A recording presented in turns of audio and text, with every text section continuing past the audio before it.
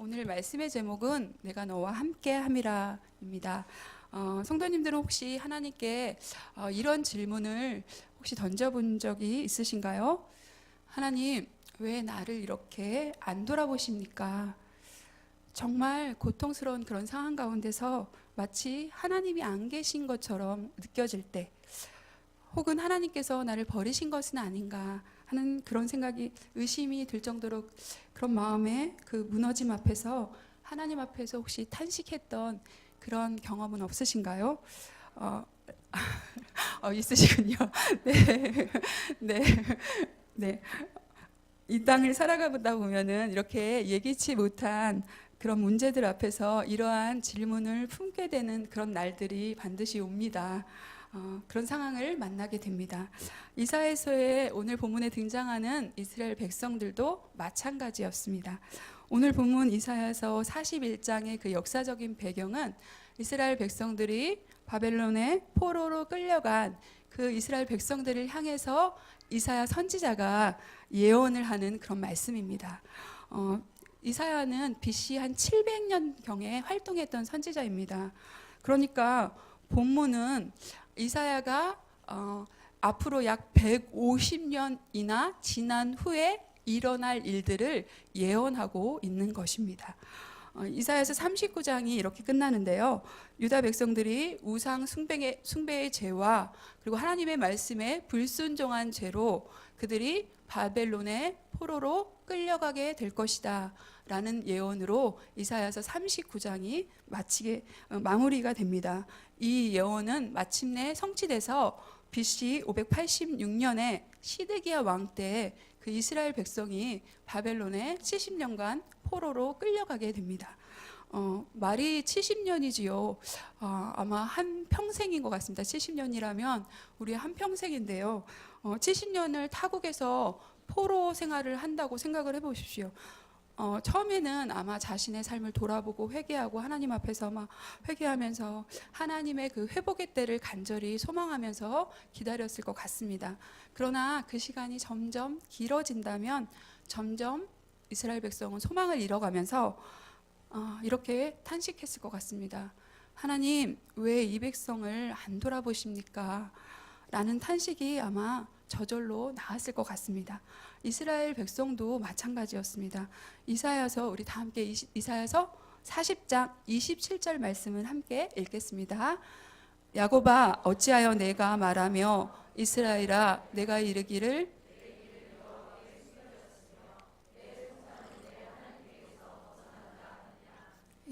이 말씀은 바로 이스라엘 백성의 탄식의 말씀입니다.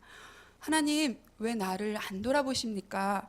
왜 바벨론 포로 생활로 탄식하는 이스라엘 백성들을 왜 생각하지 않으십니까? 이스라엘 백성들의 이러한 탄식은 탄식에 대한 반응, 하나님께서 반응하십니다. 하나님 침묵하지 아니하시고요. 하나님께서 드디어 반응하시는데요. 그 반응의 내용이 담겨 있는 말씀이 바로 이사야서 40장에서 55장 말씀입니다. 이런 이스라엘에 대한 하나님의 반응을 한 문장으로 요약하자면 40장에서 55장 말씀은 바로 하나님의 이스라엘을 향한 위로와 소망과 구원의 메시지가 계속해서 선포됩니다. 즉 이스라엘 백성들은 마치 하나님이 그들을 외면하시고 그들의 고난을 방관하고 계시고 그들을 사랑하지 않으신다고 생각했지만 그 역사 가운데서도 하나님은 끊임없이 이스라엘을 향한 그 신실하신 사랑을 거두지 아니하시고 그 백성들을 사랑하시되 끝까지 사랑하시는 그 사랑으로 여전히 사랑하고 계신 것입니다.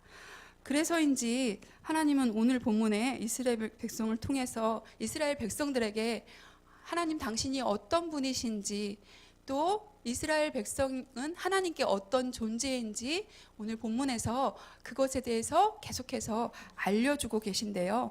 먼저 오늘 본문이 말씀하는 하나님, 그 하나님은 첫 번째로 신실하신 하나님이십니다. 하나님은 신실하신 분임을 오늘 본문은 말씀하고 있습니다.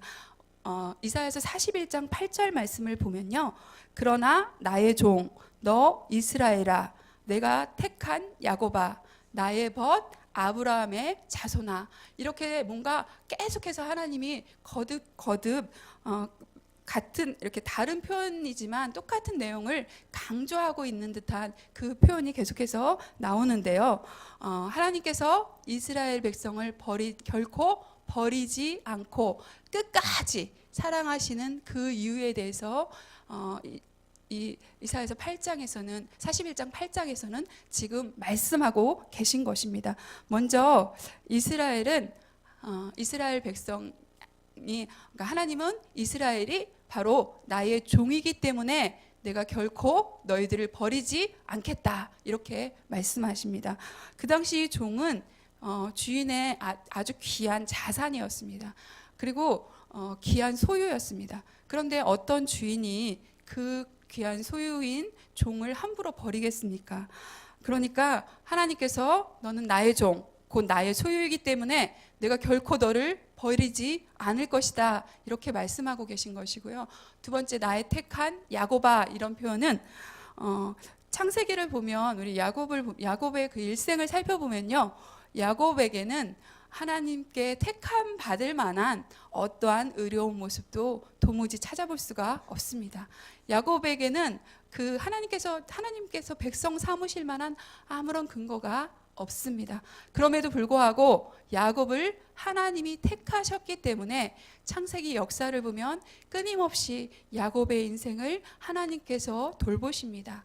그렇듯이 본문에서도 나의 택한 야곱아, 이런 뜻은 이 말씀은 택한다는 거, 내가 특별히 너에게 관심이 있어, 내가 너를 사랑해, 너는 내가 특별히 사랑하는 그런 관계이기 때문에 내가 너를 끝까지 포기하지 않을 거야, 이렇게 말씀하고 계신 것입니다. 바로 우리의 어떠함이 하나님께서 우리의 어떠함 때문에 아니라 우리가 하나님께서 택하신 존재이기 때문에 하나님은 끝까지 우리를 포기하지 않으실 거라고 말씀하고 계신 것입니다. 다음으로 나의 벗 아브라함의 자손아, 이렇게 표현하고 계신데요. 하나님은 아브라함과 맺은 그 언약을 그 후손 대대로 지키셨습니다. 비록 아브라함은 그 언약을 어겼을지라도 하나님 편에서 일방적으로 그 언약을 계속해서 지켜가는 것을 성경에서 우리는 볼 수 있습니다. 그런 것처럼 우리 또한 아브라함의 영적인 후손, 그 언약의 후손인 우리에게도 하나님께서 하나님의 자녀 삼으신 그 언약이 변함없이 불변하게 그 언약을 하나님 편에서 신실하게 지키실 거라고 지금 말씀하고 계신 것입니다.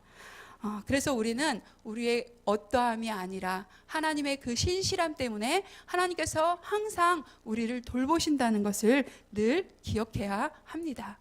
그런데 문제는 하나님이 아니라 우리의 믿음 없음입니다. 언제나 보이지 아니하는 그 하나님을 의지하기보다는 우리는 보이는 문제가 더 크게 우리에게 와서 닿습니다. 그래서 우리는 늘 넘어집니다. 그런 우리의 믿음의 그 연약함을 아시고 하나님께서 재차 강조하시는 말씀이 41장 10절 말씀입니다. 우리 다 함께 말씀을 다시 한번 읽겠습니다. 시작.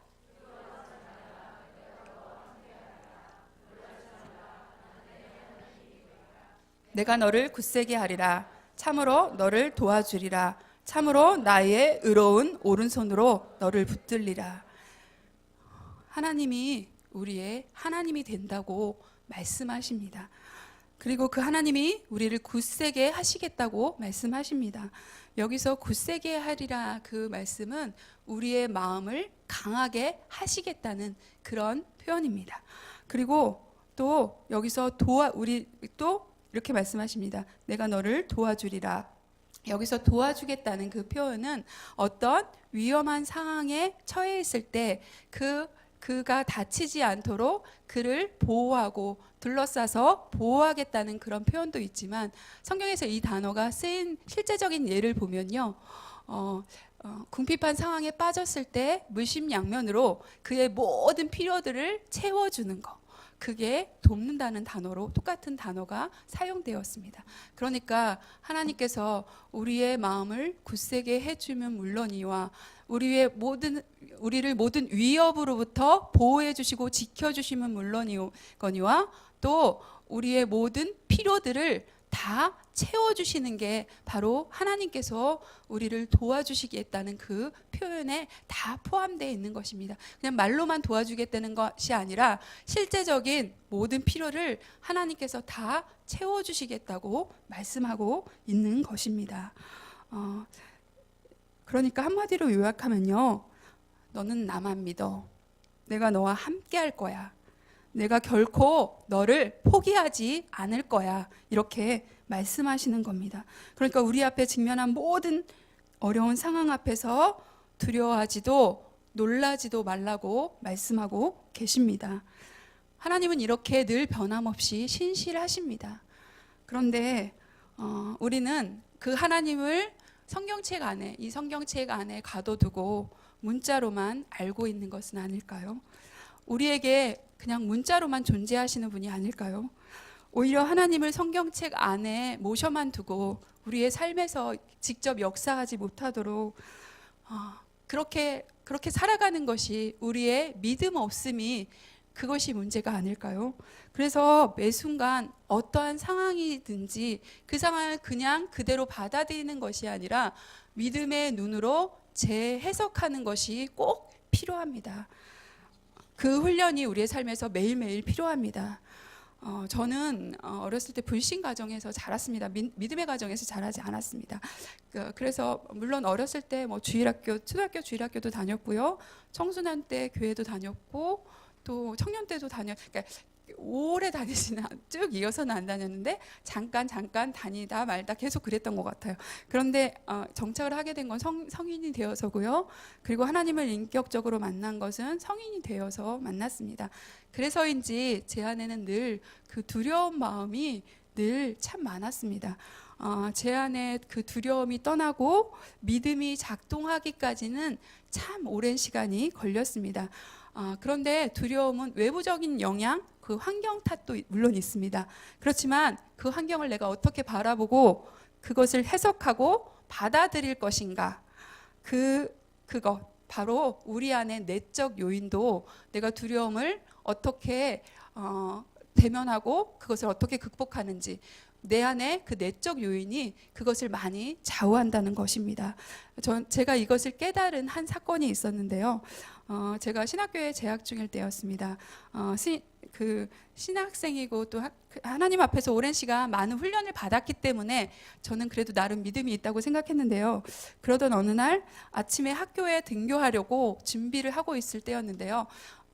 제 학교에서 사당동에서 양지까지 가는 셔틀을 타려면 거의 새벽에 6시경에 셔틀버스를 타야 되거든요. 근데 그날은 기말고사 시험일이었습니다. 거의 이제 시험 공부하느라고 잠을 설쳤고 이제 아침에 학교는 가야 되니까 이제 다 씻고 그래도 맨 얼굴로 가면은 그 원우들이 너무 공포의 대상이 될까봐 이제 씻고 나서 이제 평상시처럼 화장을 하려고 화장품 뚜껑을 딱 여는데 그냥 멀쩡하던 뚜껑이 그냥 바스러지는 거예요. 힘을 그렇게 특별히 준 것도 아닌데 그 뚜껑이 순간 바스러지는 거였습니다. 너무 당황스럽고 놀라서 또 시험 날이잖아요. 갑자기 불쑥 저도 모르게 뛰어들어온 생각이 와, 오늘 시험 망치는 거 아니야? 이런 생각이 저도 모르게 왜 들었는지는 모르겠지만 그 상황에서 그런 생각이 불쑥 제 마음속에 제 마음을 사로잡고 말았습니다. 그런데 애써 그 생각을 떨쳐버리고 학교에 도착을 했어요. 이제 8시부터 수업이 시작인데 조금 일찍 도착했고 시험 시간이 좀 남아 있어서 도서관에 가서 이제 남은 시간 공부를 하고 이제 시험 시간에 맞춰서 강의실에 갔습니다. 그래서 시험을 딱 준비하려고 딱 하는 순간 그 첫 시간 수업이 성교학이었고 오픈북 시험이었습니다. 근데 시험을 보려고 딱 하는 순간 제 머릿속이 하얘지고 후덜덜 거리는 사건이 발생했습니다. 도서관에 오픈북 시험인데 도서관에 모든 자료를 다 놓고 온 것입니다. 순간 그 또 아침에 들었던 생각이 다시 떠오르면서 그래 시험 망치는 거야 막 이러면서 막 불안해지면서 이 상황을 어떻게 해야 돼. 이제 침착하게 마음을 가다듬고 이제 시험 감독관 선생님에게 말씀을 드려서 제가 이러이러해서 잠깐 다녀오겠습니다 했더니 쾌히 보내주시더라고요. 그래서 서둘러서 막 강의실을 뛰어나왔는데 그날 그 시간 그때 바로 그 엘리베이터 앞에 성교학 교수님이 서 계시는 것이었습니다. 근데 너무 신기한 게 그 전날 제가 사당동의 학교 도서관에 가서 도서관에 공부를 하느라고 갔을 때 그 교수님을 어제도 만났어요. 그래서 인사를 나누고 막 이렇게 친하게 이렇게 막 인사를 나눴는데 오늘 하필 그 시간에 또 그 교수님을 엘리베이터 앞에서 또 위기의 순간 또 만난 거예요. 그래서 교수님 제가 이러이러해서 이렇게 되었는데 제가 시간이 없어서 혹시나 글씨를 너무 막 이렇게 엉망으로 써도 정상 참작을 좀 해주셨으면 너무 좋겠습니다. 이렇게 말씀을 드렸더니 쓰기만 하라고 이렇게 편하게 말씀을 해주셔서 막 그 왕복 15분 정도 되는 거리를 막 허둥지둥 뛰어갔다 와서 시험을 시작했습니다. 오가는 동안 계속 하나님 앞에 기도했습니다. 하나님 제 마음을 좀 주장해 주세요. 하나님 제 이 불안함, 두려움을 좀 하나님 주장해 주세요. 저 너무 막 시험 망칠 것 같고 너무 두렵고 계속해서 시험 못 보게 되는 그 생각만 제 마음속에 온통 드는데요. 이런 마음으로 제대로 뭐 시험지가 보이고 뭐 문제가 보이겠어요, 하나님. 그러면서 하나님 무엇보다도 저의 이 두려운 마음에 평안함을 주시고 하나님께서 저를 주장해 주셔서 끝까지 시험 잘 치게 해주세요 하면서 계속해서 기도하면서 다녀와서 15분 정도 늦게 제가 시험을 시작한 것 같습니다. 강의실에 들어왔는데 무려 5문제나 되는 문항을 써야 되는 것이었습니다. 저보다 먼저 막 시험 시간 처음부터 시작해서 쓴 친구들도 그 원우들도 다 못 찾아서 문제를 못 푸는데 저는 이제 시간 촉박하니까 시계 다 꺼내놓고 막 시간 조절하면서 찾았는데 너무 감사하게 페이지만 넘기면 딱 그 답이 보이는 거였습니다. 페이지만 넘기면 그래서 정말 시간까지 다 조절하면서 5문제를 무사히 다 맞춰 썼습니다. 그러고 나서 이제 같은 반 저 항상 1등하는 원우가 있었는데 누님 어떻게 다 쓰셨어요? 이렇게 물어보는 거. 그래서 다 썼어요. 그랬더니 그 원우가 나는 한 문제 못 찾아서 못 썼는데 누님 참 독하십니다. 이러는 거예요. 근데 저는 되게 절박했거든요. 제가 그러니까 사역했던 교회는 등록금 지원이 안 됐던 교회였기 때문에 저는 이제 어쨌든 공부를 열심히 하고 최선을 다해서 꼭 장학금을 타든지 성적 장학금이 아니면 기타 다른 장학금을 타야 된다는 그런 절박함이 있었기 때문에 정말 열심히 막 정말 최선을 다해서 했는데 5개를 다 썼고 그 과목을 A뿔을 받았습니다. 그 학기에 그 과목을 A뿔을 받았습니다. 인간 승리였죠. 그런데 그러니까 다른 게 인간 승리가 아니라 두려움과의 싸움. 그런데 결국은 하나님의 승리였지 인간 승리는 아니었어요. 그렇죠? 하나님께서 제 마음을 주장해 주시고 제 두려운 마음을 끊임없이 붙들어 주셨기 때문에 제가 무사히 그 시험을 잘 맞출 수 있었습니다. 그 사건을 바라보면서 저는 그런 생각이 들었습니다. 어떻게 그 교수님을 하필 이틀 연속 만나게 하시고 저의 모든 그런 상황을 알게 하시고 그런 기회를 주시고 그런 모든 것이 우연이 아니라 하나님의 놀라우신 도우심으로 저는 해석이 되었습니다. 그때 그런 생각이 들었습니다. 마귀가 가룟 유다에게 예수를 팔 생각을 넣었더니 성경은 이렇게 말씀하고 있는 것처럼 우리 안에도 항상 하나님을 향한 믿음이 역사하지 못하도록 마귀가 끊임없이 거짓된 정보를 우리 안에 집어넣고 계속 우리 마음에 두려움을 준다는 것입니다. 우리는 우리의 생각을 잘 차단하고 분별해야 합니다. 하나님을 온전히 신뢰하지 못하게 방해하는 것들이 무엇인지, 우리 안에 그 두려움이 원인이 무엇인지 그것을 알아내서 그것들을 미리 차단해야 합니다. 하나님은 어제나 오늘이나 동일하게 신실하신 그런 하나님이십니다. 이스라엘 백성에게나 우리에게나 동일하게 신실하신 그런 하나님이십니다. 나는 너의 하나님이 됨이라. 내가 너를 도와주리라. 동일하게 이렇게 말씀하십니다. 그러나 문제는 우리의 마음이 너무나 약한 것이 문제입니다. 수시로 문제 앞에서 우리의 믿음이 무너지는 것이 문제인 것입니다. 제가 하나님 앞에 그렇게 두렵고 떨리는 마음을 끝까지 올려드리면서 저는 불완전하지만 하나님께서 도와주셔서 끝까지 감당할 수 있도록 그렇게 그렇게 기도하면서 두려움을 이겨냈던 것처럼 성도님들도 어떠한 상황을 맞닥뜨렸을 때 하나님을 신뢰하며 하나님께 기도로 아뢰을 때 하나님의 능력의 손이 함께 하심을 경험하게 된다는 것입니다. 우리의 마음을 강하게 해주십니다. 우리의 모든 두려움이 떠나게 해주십니다. 그리고 모든 상황 가운데 하나님의 도우심을 반드시 경험하게 하신다는 것입니다. 그래서 우리의 믿음의 훈련이 필요합니다. 그것이 교회에서만 필요한 것이 아니라 우리의 일상의 삶의 현장에서 매일매일 믿음의 눈으로 재해석해내야 하는 그런 믿음의 훈련이 필요합니다. 우리의 생각이 그 근원이 어디서부터 온 것인지 우리의 생각에 대한 분별력이 필요하다는 것입니다. 두 번째로 하나님은 어떤 분이신지 하나님에 대해서 또 말씀해 주시는데요. 두 번째로 약속하신 말씀을 반드시 성취하시는 그런 분이십니다. 41장 2절 말씀 우리 함께 읽어볼까요? 시작.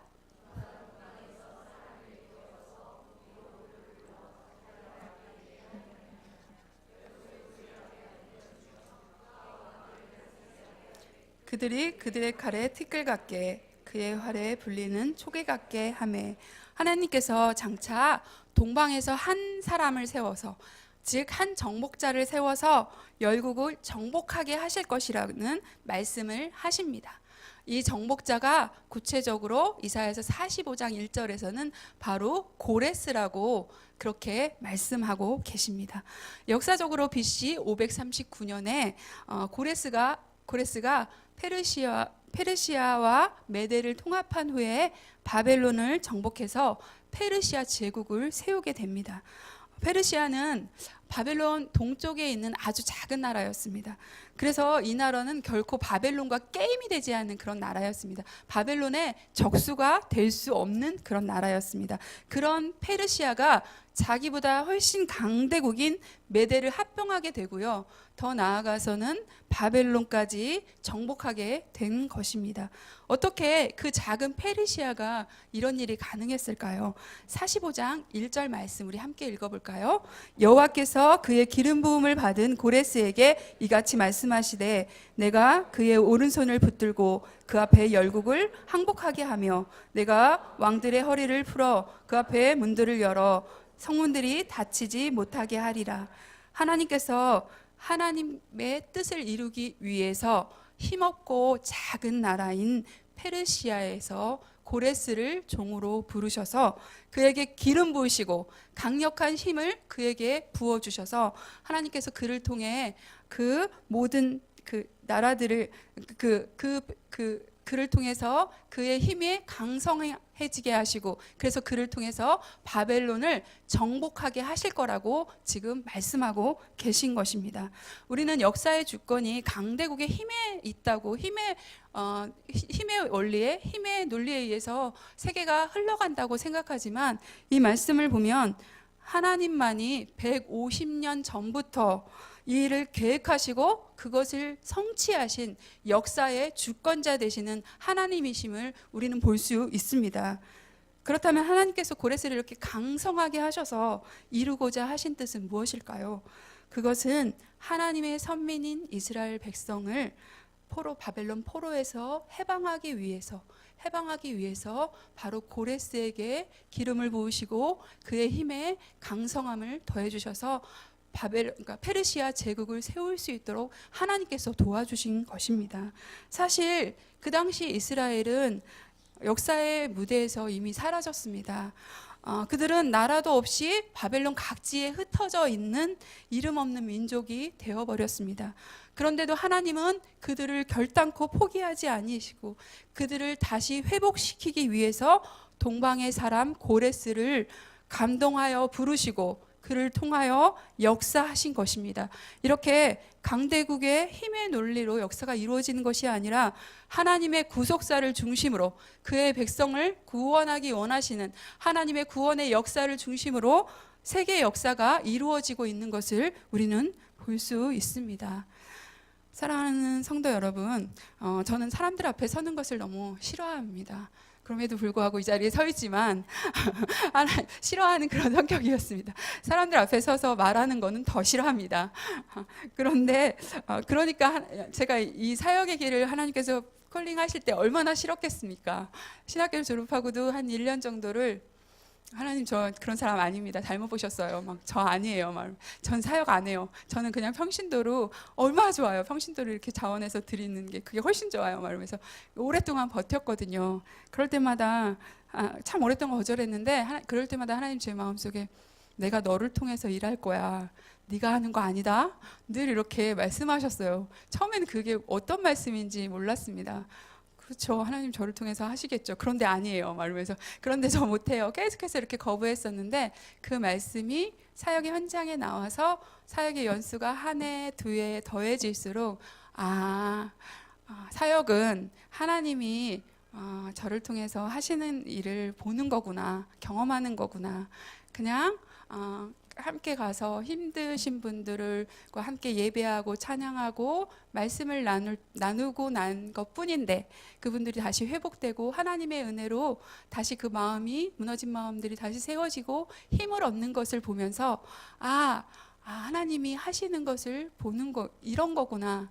그러니까 문제는 저더라고요. 제가 그냥 제 힘을 빼고 하나님의 음성에 그냥 민감하게 순종할 때 하나님의 인도하심에 순종할 때 하나님의 역사하심을 함께 보는 거 그게 사역의 현장이더라고요. 그것을 경험하는 것이 사역자로서 가장 큰 축복이더라고요.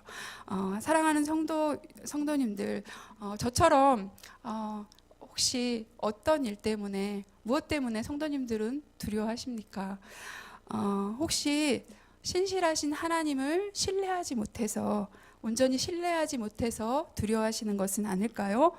하나님을 의지하기보다 세상 사람들처럼 자신의 스펙과 물질 이런 것들을 더 의지하기 때문에 그래서 두려워하는 것은 아닐까요? 하나님은 그의 백성 이스라엘의 구원을 위해서 동방의 작은 나라의 왕 고레스에게 능력을 주시고 그를 감동하셔서 그의 백성 이스라엘을 구원해 내시는 그런 능력의 하나님이십니다. 역사의 주권자 되시는 하나님 편에 우리가 서 있다면 자기 백성을 신실하게 지키시고 도우시는 그 하나님의 그 능력을 신뢰한다면 왜 두려워하십니까?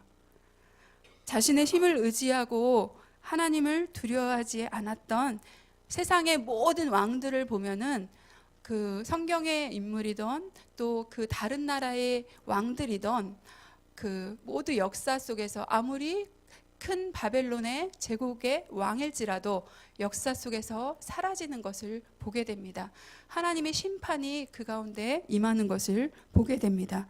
우리가 정말 의지하는 것이 하나님이 아니기 때문에 두려운 것은 아닐까요? 여전히 내 정욕을 쫓아서 전전긍긍하며 살아가기 때문에 그래서 두려워하는 것은 아닐까요? 하나님의 신실하심을 의심하지 않고 오늘도 우리의 삶에서 말씀대로 성취하시는 그 하나님을 믿는 믿음의 삶을 훈련하셨으면 좋겠습니다. 그 삶을 우리의 삶에 모시고 날마다 나의 두려움의 현장에 그 하나님을 함께 모시고 하나님의 역사하시고 일하심을 경험하는 저와 성도님들 되시길 소망합니다.